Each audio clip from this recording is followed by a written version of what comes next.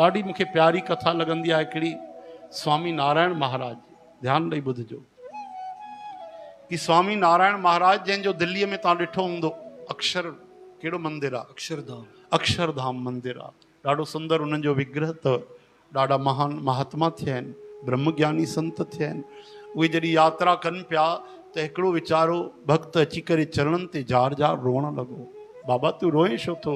चए थो बाबा मुंहिंजी कीअं मुक्ति थींदी, मूंखे न शुभ कमु ईंदो आहे, न जप ईंदो आहे, न तप ईंदो आहे, न संयम, न सदाचार, न मां ध्यानु लॻाइणु ॼाणा, न समाधि ईंदी आहे, न कोई मां परोपकार कया आहिनि, न पुण्य कया आहिनि, न मूं वटि धन आहे की दान कयां, छा मां नरक वेंदुमि? अरे न न, बिल्कुलु न वेंदे। त मां छा कयां? सरलता सां मां पढ़ियल लिखियल बि न आहियां बाबा, कुझु न ईंदो आहे मूंखे, मूंखे लिखणु पढ़णु बि न ईंदो आहे, मुंहिंजो उद्धार कीअं थींदो? रोई लॻो। चई बसि बसि बसि, तुंहिंजी जेकी आहे प्यास आहे न, तोखे ज़रूरु भॻवानु मिलंदो। बाबा मां छा कंदुमि कि भॻवानु मिलंदो? मूंखे कुझु न ईंदो आहे। मूंसां गॾु आहे हेॾे, उनखे वठी आहे, हेॾे आहे मूंसां गॾु, बांह पकिड़े वठी हुयसि। हिकिड़ो वॾो खूह हुयो, चई हिकिड़ो कंकड़ खणे नमो, कंकड़ खे चई विझ खूह में, विधई, काॾे हो कंकड़? चई पाणी जे अंदरि बुॾी वियो। चई हाणे हिकिड़ो लोह जो टुकड़ो खण, हेॾो वॾो लोह जो टुकड़ो खईं, चई इहो विझंदे त छा थींदो? चई साईं कंकड़ बुॾी वियो।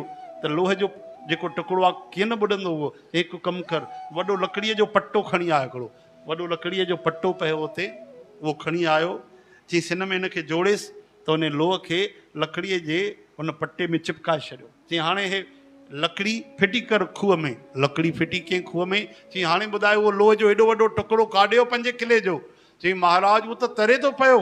अरे कंकड़ त बुॾी वियो, लोह कीअं थो तरे? चई साईं हो हुनजे संग में अची वियो न, लकड़ीअ जे संग में, लकड़ी पाण त कोन थी बुॾे, उनखे बि थी तारे, लोह बि तरी वियो। चई सम्झ में आहे? हे तुंहिंजो ई समाधान आहे? चई न मूंखे कुझु सम्झ में न आयो।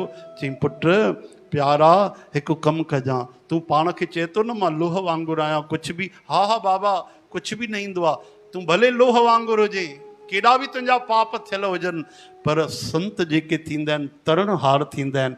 कंहिं न कंहिं संत सां जुड़ी वञिजां, जीअं लकड़ीअ सां लोह जुड़ी वियो त बुॾो कोन पार पइजी वियो, तीअं कंहिं न कंहिं महात्मा दरवेश सां जॾहिं तूं बि जुड़ी वेंदे त तुंहिंजो बि बेड़ो पार पइजी वेंदो, तूं बि भवसागर पार करे वठंदे।